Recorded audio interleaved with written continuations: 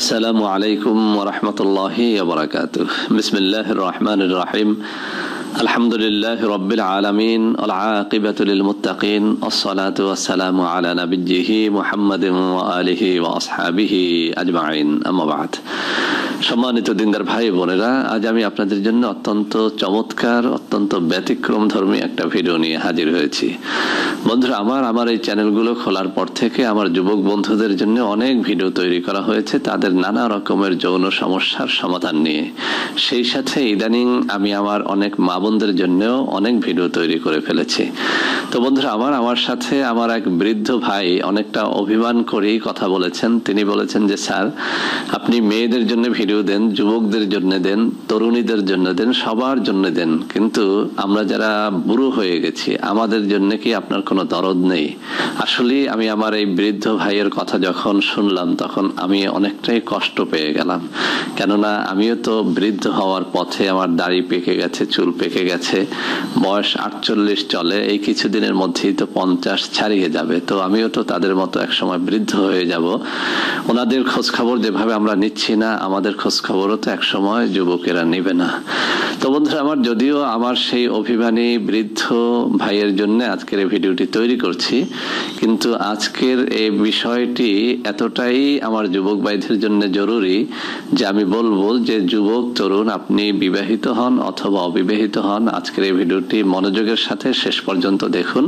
ইনশাআল্লাহ এর দ্বারা আমার ওই বৃদ্ধ ভাই যতটা না উপকৃত হবেন তার থেকে আপনারা অনেক বেশি উপকৃত হতে পারবেন।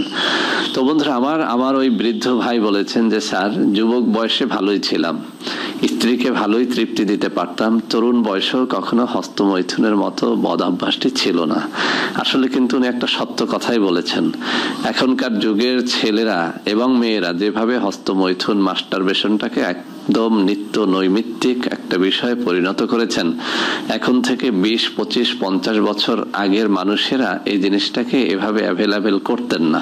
তারা এটা বুঝতেন না, বুঝলেও করতেন না, এটাকে একটা মহা পাপ মনে করতেন এবং এটাকে শারীরিক ক্ষতির অনেক বড় একটা কারণ হিসেবে তারা গণ্য করতেন।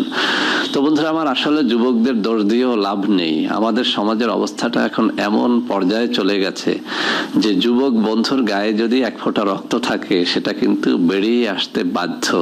যেভাবে আগুনের উপরে যদি আপনি একটা পাতিল ধরে রাখেন আর ওই পাতিলের মধ্যে যদি পানি থাকে আর আগুন যদি শক্তিশালী হয়, পানি কিন্তু ফুটবেই, পানি ফুটতে থাকবে। কেননা এই পানির কোনো দোষ নেই, দোষ হচ্ছে নিচে যে আগুনটা জ্বলছে, এই আগুনটা যতক্ষণ জ্বলবে পানি কিন্তু ফুটতে থাকবে। প্রত্যেকটা তরুণ যুবকের দেহে যে রক্তটা রয়েছে, এই রক্তটাকে টকবক করে ফুটিয়ে দেয় এমন কিছু পরিবেশ এখন সারা বিশ্বে আমরা লক্ষ্য করি। আপনি যেখানেই যাবেন সেখানেই ব্লু ফিল্ম, ভিসিআর, মোবাইলগুলোর মধ্যে অবাধে চলছে এমন সব নেকেড জিনিস যেগুলো কল্পনায়ও আমরা কখনো ভাবতেও পারিনি। তো বন্ধুরা আমার, এছাড়াও আমাদের অনেক যুবতী বোনদের চলাফেরা এমন যে ধর্ষণ নিয়ে এত কথা হয়, আমার মাঝে মধ্যে বলতে ইচ্ছে হয় যে ধর্ষণ কেন করবে না। আমি কিন্তু ধর্ষণে উদ্বুদ্ধ করছি না, কেউ মাইন্ড করবেন না। আমি কিছু কিছু যুবতী বোনদেরকে দোষারোপ করব। তারা যে পোশাক নিয়ে রাস্তাঘাটে বের হন, কোনো তরুণ যুবকের গায়ে রক্ত থাকলে সে কিন্তু ঝাঁপিয়ে পড়বেই। তো আমি তরুণদের বলবো যে তোমরাও ধর্ষণের মতো জঘন্য কাজটা করো না। আর ওই সমস্ত নেকেট উলঙ্গ পনায় অভ্যস্ত বোনদেরও বলবো তোমরা একটুখানি শালীনভাবে চলাফেরা করো। কেননা কিয়ামত আছে, মরতে তোমাকে হবে। তুমি যে জাতি ধর্মে বিশ্বাসী হও না কেন, পরকাল বলতে একটা কথা আছে।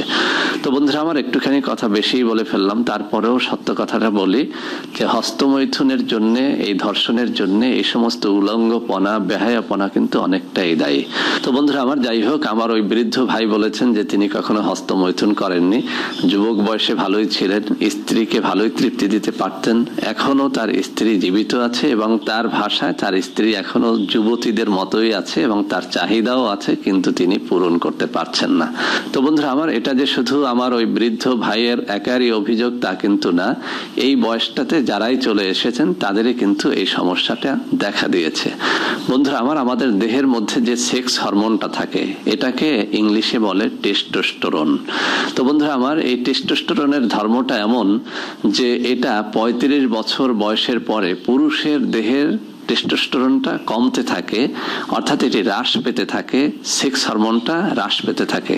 কিন্তু আল্লাহ রাব্বুল আলামিনের কি কুদরত, আশ্চর্যের বিষয় হচ্ছে এই টেস্টোস্টেরন বা সেক্স হরমোন মহিলাদের দেহেও থাকে, কিন্তু তাদের ক্ষেত্রে ঘটে এর উল্টাটা, অর্থাৎ তাদের 35-এর পর এই টেস্টোস্টেরনটা আরো বাড়তে থাকে, সেক্স হরমোনটা আরো বাড়তে থাকে। তো বন্ধুরা আমার, এই কারণে যে বিষয়টি ঘটতে থাকে, একজন পুরুষ সে 35-এর পরে আস্তে আস্তে সেক্সের দিকটায় দুর্বল হতে থাকে। পক্ষান্তরে একজন মহিলার বয়স যত বাড়তে থাকে তার দেহে টেস্টোস্টেরন বা সেক্স হরমোনটা বাড়তে থাকে, সে কিন্তু আরো বেশি যুবতী হতে থাকে, যদিও তারা সেটা প্রকাশ করে না। তো বন্ধুরা আমার, আজকে এমন একটা ভেষজ নিয়ে কথা বলবো, যারা এরকম বৃদ্ধ হয়ে গেছেন, যাদের বয়স 45, 55, 60-এর গোড়দোড়ায় পৌঁছে গেছে, তাদের জন্য এটি চমৎকার কাজে দেবে। আমি আবারও বলছি, এটি অত্যন্ত পরীক্ষিত একটা ভেষজ, কিন্তু একদম সস্তায় পাওয়া যায়। সে ভেষজটির নাম হচ্ছে পুনর্নবা। যদিও এটিকে গ্রাম অঞ্চলে আমরা সবাই চিনি শিপন শাক নামে, কেউ কেউ এটাকে আবার সেপুন শাকও বলে, তবে আমাদের এই বরিশাল অঞ্চলে এটাকে শিপন শাক নামেই চেনে।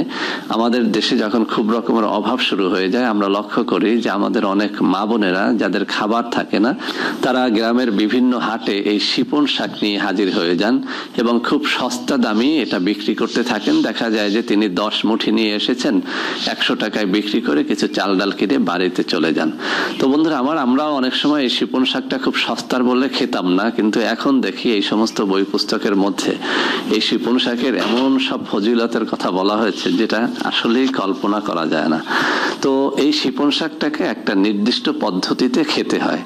যদি আপনি খেতে পারেন, আপনি তরুণ হন, যুবক হন, এমনকি আপনার বয়স যদি 60, 65 অথবা 70 হয়ে থাকে, আপনি 16 বছরের যুবকের ন্যায় তাজা হয়ে যাবেন। এটি পরীক্ষিত, আমি আবারও বলছি এটি পরীক্ষিত। অতএব আজকের ভিডিওটি যেসব বৃদ্ধরা দেখছেন তাদেরকে বলবো, আপনারা বিশেষ করে এই শাকটা খাওয়ার অভ্যাস করেন। যদি আমি যে নিয়মে বলবো এই নিয়মে খেতে নাও পারেন, আপনি এটাকে রান্না করে অথবা ভর্তা করে খান। আমি এখানে ছবি দিয়ে দেবো, একদম পরিচিত একটা শাক, শিপন শাক, যার শুদ্ধ নাম হচ্ছে পুনর্নবা। তো বন্ধুরা আমার, বৃদ্ধ বয়সে একদম তরুণের মতো যৌন শক্তি লাভ করার জন্য, এই লিঙ্গটাকে একদম স্টিল শক্ত করার জন্য এই পুনর্নবা গাছটাকে যে পদ্ধতিতে খেতে হয় সেটি হচ্ছে, আপনি 4-5টা পুনর্নবা গাছ তুলে নেবেন, তার শিকড়টাকে বেটে বা পেস্ট করে আপনি একটা কাপের মধ্যে ঢেলে নেবেন। এরপরে আপনি সেখানে 2 থেকে 3 চা চামচ মধু ঢেলে দেবেন, সাথে আপনি 1 চামচ পরিমাণে আদার পেস্ট মিশিয়ে নেবেন।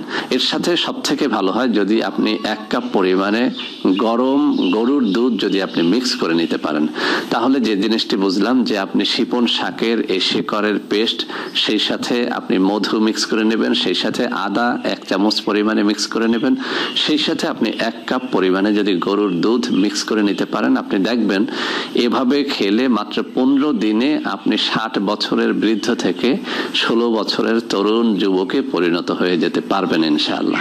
তো বন্ধুরা আমার, যেসব বৃদ্ধরা এই জিনিসটি খেতে চান তাদেরকে বলবো আপনারা একদম কন্টিনিউ করেন।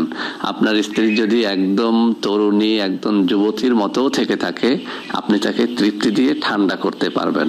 আর যুবক এবং তরুণদেরকে বলবো তোমরা এটা একদম কন্টিনিউ করবে না, কেন এটা এত বেশি উত্তেজনা বাড়ায় যে শেষ পর্যন্ত তোমরা যারা বিয়ে করো নাই তারা কিন্তু বিয়ের জন্য পাগল হয়ে যাবে, আর যাদের স্ত্রী আছে তাদের স্ত্রীরা এই জন্য বিরক্তি ফিল করতে পারে। তোমরা যে কাজটি করবে, যদি একান্তই দুর্বলতা অনুভব করো, সপ্তাহে 2-3 দিন আমি যে পদ্ধতিতে বলেছি এই পদ্ধতিতে এই শিপন শাকের শিকড়টা খেতে পারো।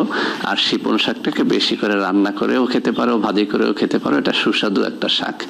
তো বন্ধুরা আমার, আশা করি আজকের ভিডিওটি তরুণ, যুবক এবং বৃদ্ধ সবার জন্যই সমানভাবে কাজে দেবে। বন্ধুরা আমার, ভিডিওটি ভালো লাগলে লাইক করবেন, কমেন্ট করবেন, শেয়ার করবেন, আমাদের চ্যানেলটিকে ভালোবেসে সাবস্ক্রাইব করবেন। আল্লাহ হাফেজ, আসসালামু আলাইকুম ওয়া রাহমাতুল্লাহি ওয়া বারাকাতুহু।